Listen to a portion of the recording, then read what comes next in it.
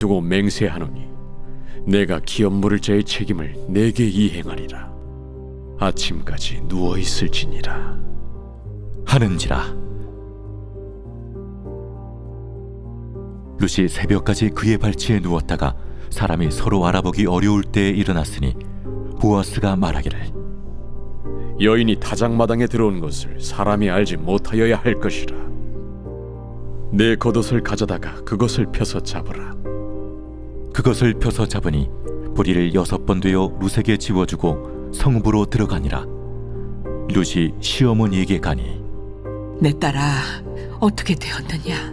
룻이 그 사람이 자기에게 행한 것을 다 알리고 이르되, 그가 내게 이 보리를 6번 되어주며 이르기를 빈손으로 내 시어머니에게 가지 말라 하더이다.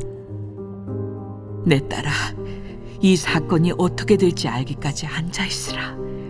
그 사람이 오늘 이 일을 성취하기 전에는 쉬지 아니하리라 하니라. 오늘은 순종으로 열어가는 새로운 미래라는 제목으로 말씀을 전하겠습니다. 오늘 본문의 말씀은 이제 룻이 나오미의 시어머니 나오미의 말씀을 듣고 보아스가 잠자고 있는 이불에 들어가게 되는 그런 내용입니다. 이 본문을 통해서 단순하게 로맨스에 대한 이야기를 하는 것이 아니라 하나님의 언약을 어떻게 성실하게 이행하고 있는가, 이런 이야기로 말씀을 하고 있습니다. 먼저 이 본문의 말씀을 조금 더 이렇게 구체적으로 하나하나 주시는 메시지가 무엇인지 찾아보면서 또 전체적으로 무엇을 말씀하시는지 잠깐 묵상하도록 하겠습니다. 1절에는 룻의 시어머니 나오미가 그에게 이르되, 내 딸아, 내가 너를 위하여 안식할 곳을 구하여 너를 복되게 하여야 하지 않겠느냐.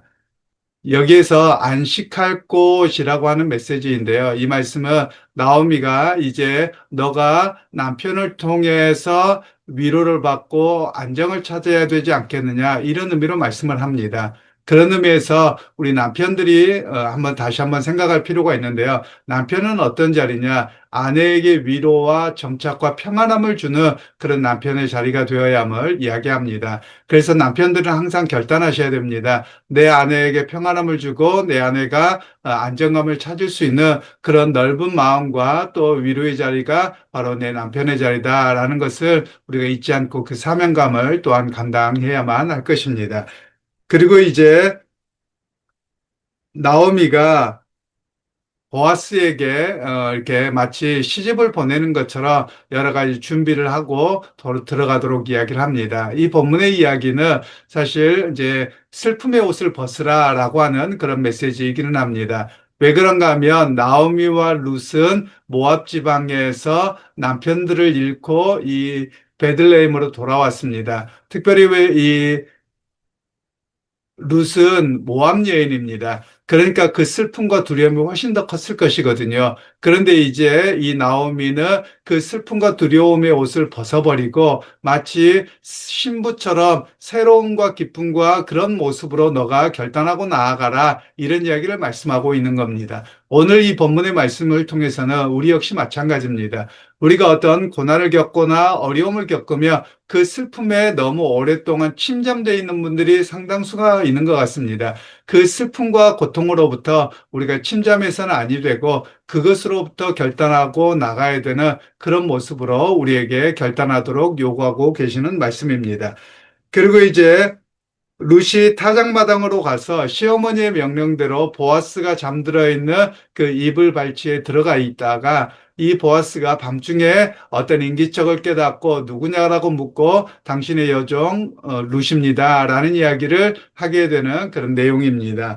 오늘 9절 말씀에 이렇게 이야기합니다. 이르되 내가 누구냐 하니 대답하되 나는 당신의 여종 룻이오니 당신의 옷자락을 펴 당신의 여종을 덮으소서. 이는 당신이 기업을 물을 자가 됨이니이다 하니.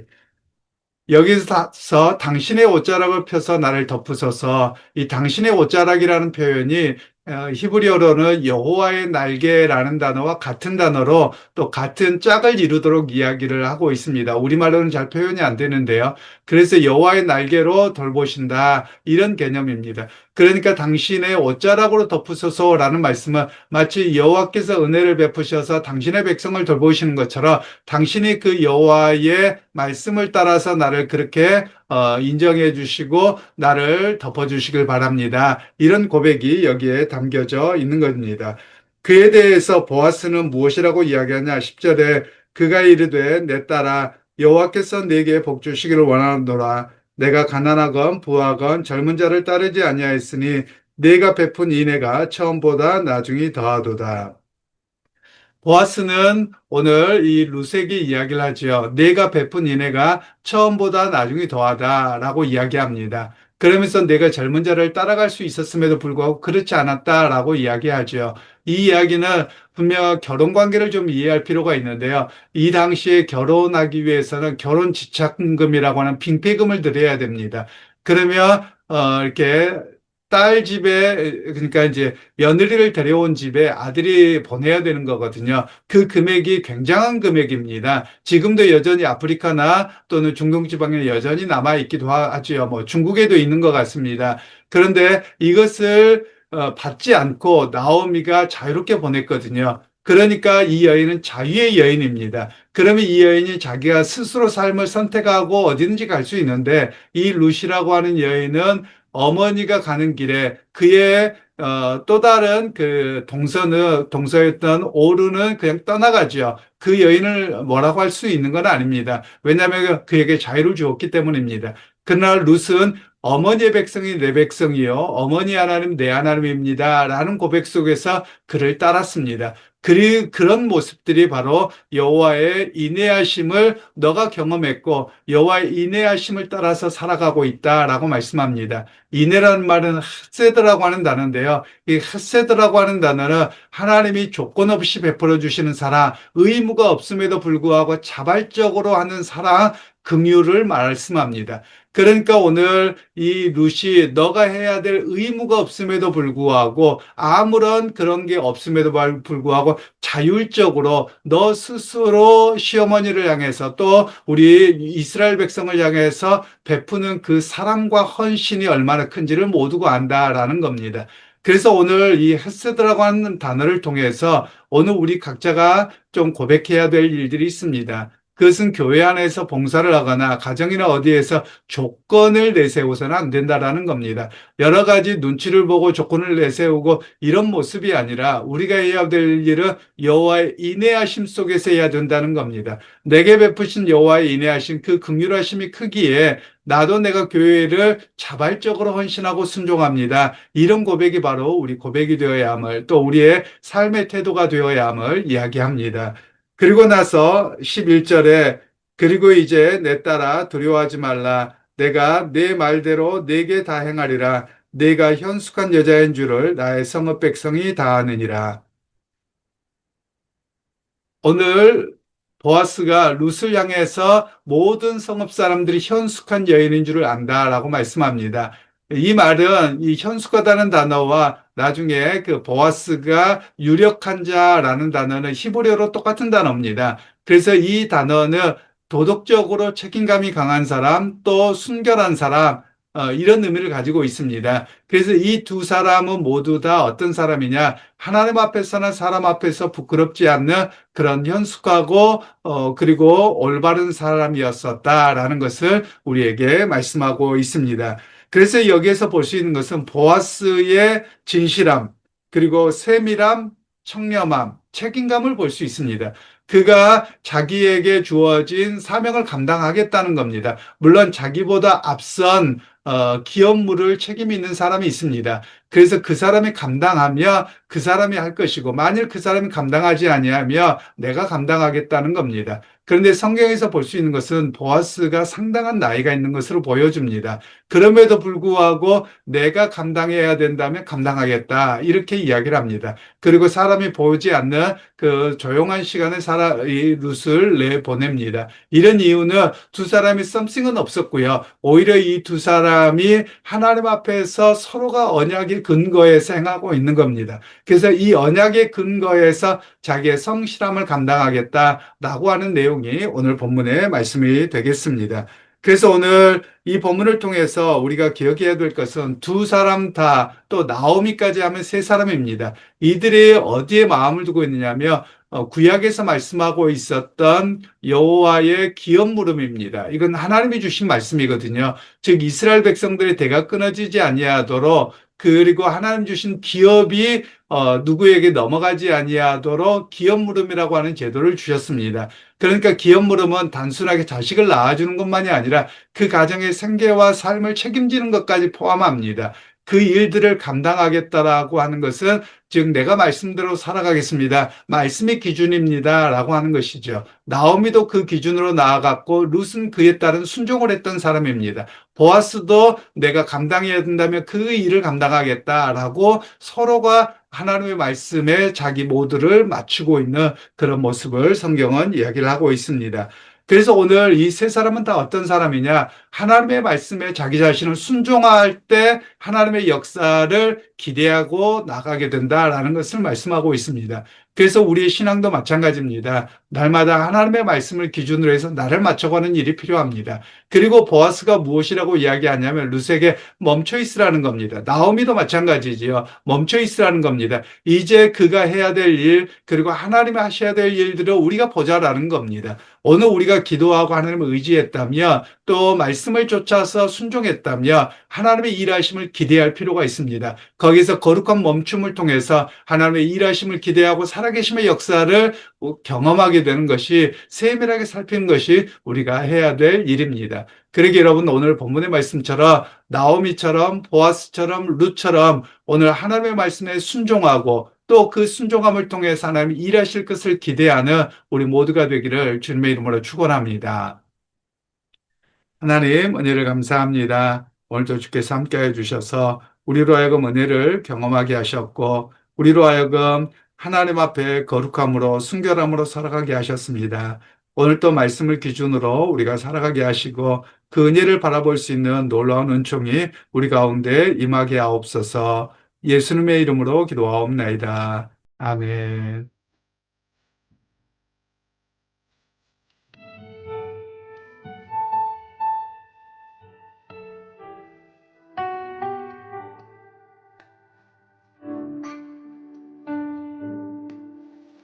왜 깊은 속에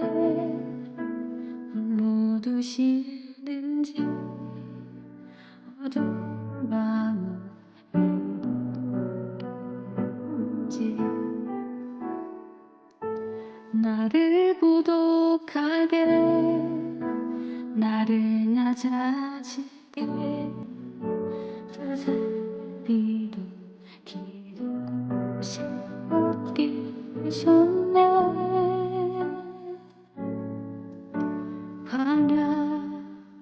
광야에 서 있네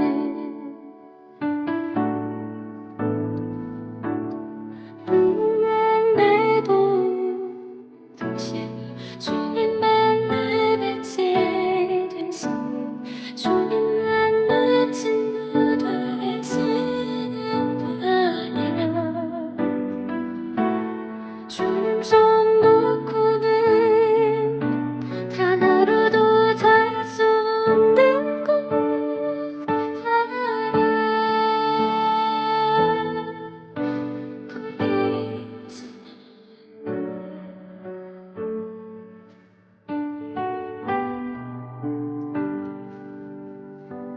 맨날 깊은 어둠 속에 홀로 두시는지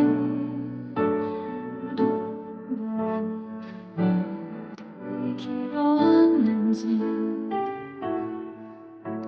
나를 고독하게 나를 낮아지게 세상 긴 곳이 없게 하셨네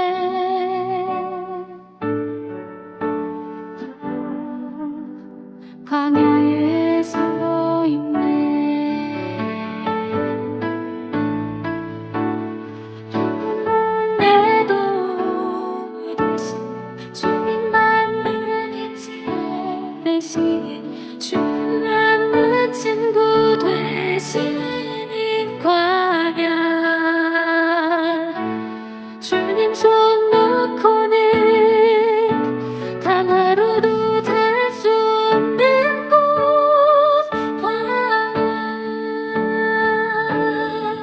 광야 주께서 나를 사용하시 나를 더 정결케 하시니 나를 택하여 보내신 그빛 왕은 성령의 능을 다시 태어나게 하는 곳 광야에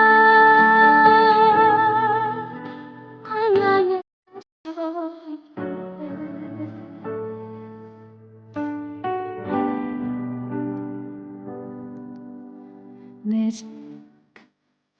삶께 높아지려